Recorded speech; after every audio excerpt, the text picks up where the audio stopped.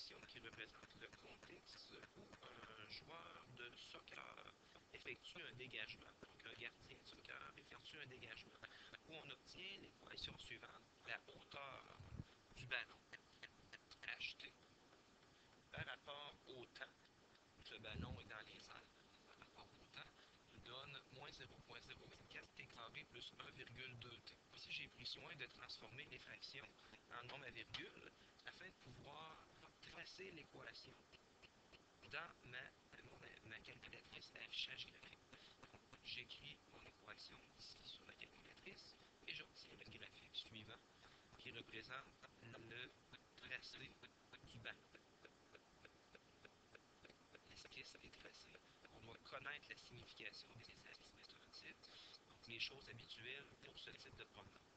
Alors, en A, j'aurai ce graphique qui va avoir porté soccer. Sur l'axe horizontal, j'aurai le temps en secondes. Et sur l'axe vertical, j'aurai la hauteur en mètres.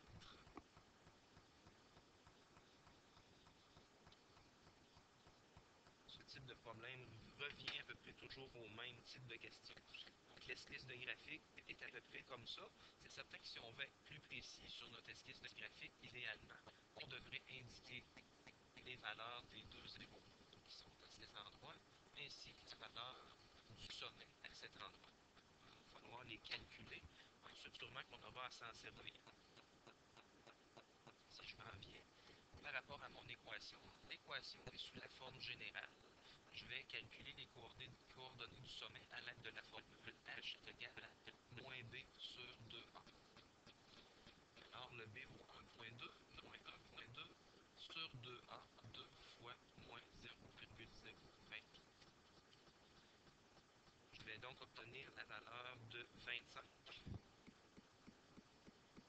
Alors au bout de 25 secondes, mon ballon sera à une hauteur maximale. Quelle est cette hauteur? Le 25 doit être remplacé à ces deux endroits à l'intérieur de mon équation afin de trouver ma hauteur maximale qui sera le cas de mon sommet.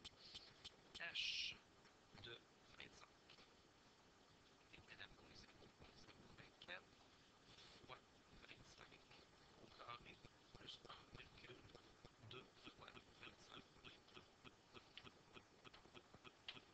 La valeur de ma hauteur à 25 secondes doit être la suivante. J'obtiendrai une hauteur de 15. Au bout de 25 secondes, mon ballon sera à une hauteur de 15 mètres. Je peux venir l'indiquer sur mon graphique. Le sommet 25, 15. 25 est ici, approximativement, et le 15 ici. J'ai une partie de mon esquisse de terminer. Je vais maintenant regarder pour ce qui est des zéros, le croisement avec l'axe des x. J'ai encore une fois la forme générale. Je vais utiliser ma fameuse formule du discriminant. Moins b plus ou moins radical de 2.4 AC sur 2a. Après calcul, je vais obtenir une valeur de 0 et de 50. 0, x1 et x2, j'obtiendrai 50. Je vais aller sur mon graphique, placer ces valeurs. 0, 50. Mon esquisse de graphique est complète. La réponse de A est terminée. Pour ce qui est de B, voyez-vous, j'ai répondu à la question B en même temps. On demande détermine la hauteur maximale atteinte par le ballon.